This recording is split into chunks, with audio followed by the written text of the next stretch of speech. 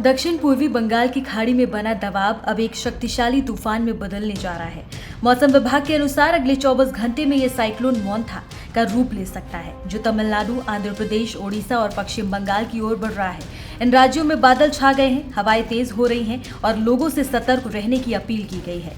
मछुआरों को समुद्र में न जाने की चेतावनी दी गई है, क्योंकि हवाओं की रफ्तार 40 से 45 किलोमीटर प्रति घंटा तक पहुंच सकती है। तटीय इलाकों में ऑरेंज अलर्ट जारी कर दिया गया है और राहत बचाव टीमें पहले से तैनात हैं।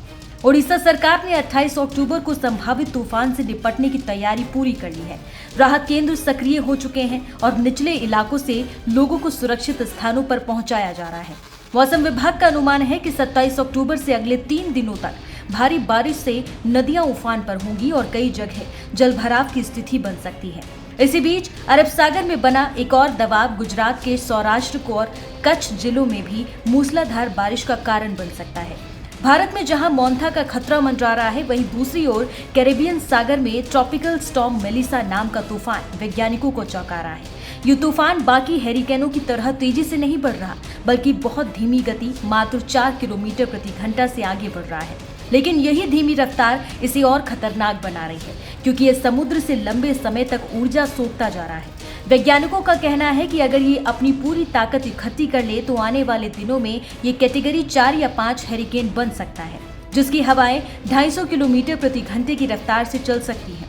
फिलहाल हैती इस तूफान की चपेट में है, जहां पिछले एक हफ्ते में कई लोगों की मौत हो चुकी है। राजधानी पोर्ट ऑफ प्रिंस में भूस्खलन और फ्लैश फ्लड्स ने तबाही मचा दी है। पहाड़ी इलाकों में चट्टानें टूटकर गिर रही हैं और कई गांवों से संपर्क टूट गया है। वैज्ञानिकों को डर है कि अगर मेलिसा और मजबूत हुआ तो ये 1988 के हैरिकेन गिलबर्ट से भी ज्यादा विनाशकारी साबित हो सकता है। जमैका, ईस्टर्न क्यूबा और साउदर्न बहामास में पहले ही हैरिकेन वार्निंग जारी कर दी गई है। हवाई अड्डे बंद कर दिए गए हैं और सैकड़ों शेल्टरों में लोगों को सुरक्षित रखा जा रहा है। जलवायु विशेषज्ञों के अनुसार ऐसे धीमे तूफान ग्लोबल वार्मिंग के संकेत हैं। समुद्र का तापमान बढ़ने से तूफान अब अधिक समय तक एक ही जगह ठहर जाते हैं, समुद्र से ऊर्जा खींचते हैं और फिर जब आगे बढ़ते हैं तो 3 गुना अधिक विनाश करते हैं। वैज्ञानिक इसे ट्रिपल थ्रेट कहते हैं, क्योंकि ये तूफान सिर्फ तेज हवाएं नहीं बल्कि भारी बारिश और बाढ़ भी साथ लाते हैं। इसी बीच भारत में एक नया पश्चिमी विक्षोभ 27 अक्टूबर से पश्चिमी हिमालयी इलाकों में प्रभावित करेगा। हिमाचल प्रदेश में बारिश शुरू हो चुकी है और दिल्ली में भी अगले 2 दिनों में हल्की फुहारे की संभावना है, जिससे प्रदूषण में कुछ राहत मिलने की उम्मीद जरूर है। धरती बार बार हमें संकेत दे रही है कि समय आ गया है संभलने का। जब प्रकृति अपना रूप बदलती है तो उसकी ताकत के आगे इंसान की सीमाएं छोटी पड़ जाती हैं। चाहे भारत में उठता मोंथा हो या कैरेबियन में रेंगता मेलिसा, दोनों एक ही संदेश दे रहे हैं।